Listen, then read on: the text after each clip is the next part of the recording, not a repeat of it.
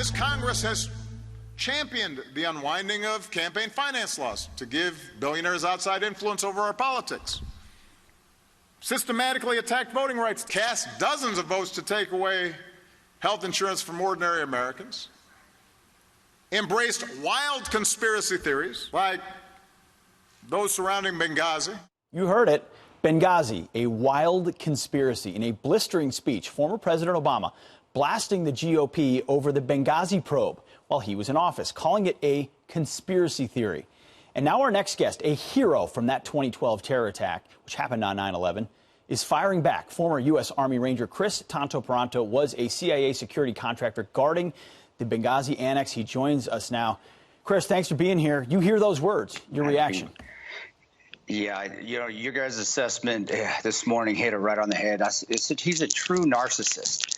Just an elitist that I honestly believe he thinks that didn't happen. He did nothing wrong that night. He sent no support, that Benghazi was just made up. And you know, we lost two of our friends, and it was a fantasy. It's disgusting, and it just raises the bile inside of me. I had a hard time just watching the speech itself. I just wanted to see what he had to say, and when that came across, you know, I just wanted to reach through the screen and just grab him and choke him and say, are you kidding me? Are you kidding me that you'd have the gall to disgrace the memory of my teammates and what we did there that night by calling it conspiracy? But that's a narcissist for you. Yeah, you know, what else can you do? Obviously, you're channeling a great deal of frustration toward the former president. You lived it.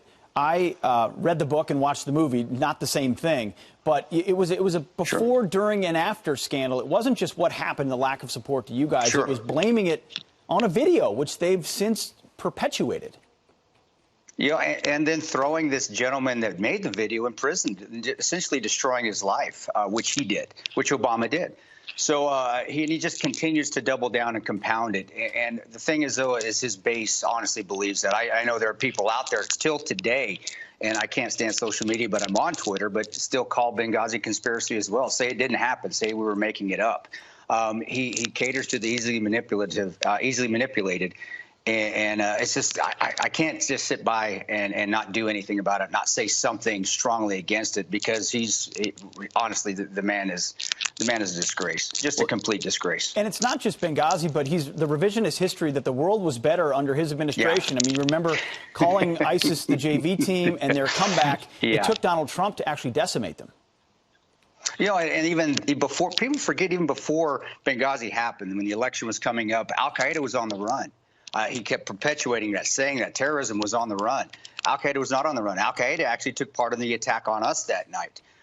So again, trying to rewrite history, but that's the left's. That's what they do. If it doesn't fit their narrative, if the history doesn't fit what they want to, what their agenda is, they're going to try to rewrite it. And where did he come out with this talk? It was at a university with college-age kids. And I remember when I was in college, I was easily manipulated in college. He's going to portray it out there, especially in Chicago. But it's just, again, it's completely offensive, and it's something that I wish I had that man sitting in front of me right now. I really do, without a Secret Service. Well, we'll be careful with that, because he is a former president. So I know, but still, it doesn't get yourself away from saying comments that I understand your sentiment. We're 6 years from this attack. A lot of people, you know, it's just like we're 18 years from 9/11. You were going to have to remind the next generation. Do you think the legacy of what happened there will be remembered, or is this something that will turn into a talking point for the left?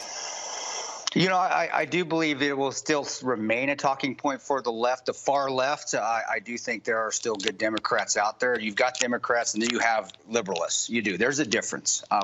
But I think as far as the conservatives go, as far as veterans go, as far as the military is concerned, it's going to stay as a beacon in history as a courageous event, because Tyrone and Bub were courageous warriors that night who gave their lives to save over 24.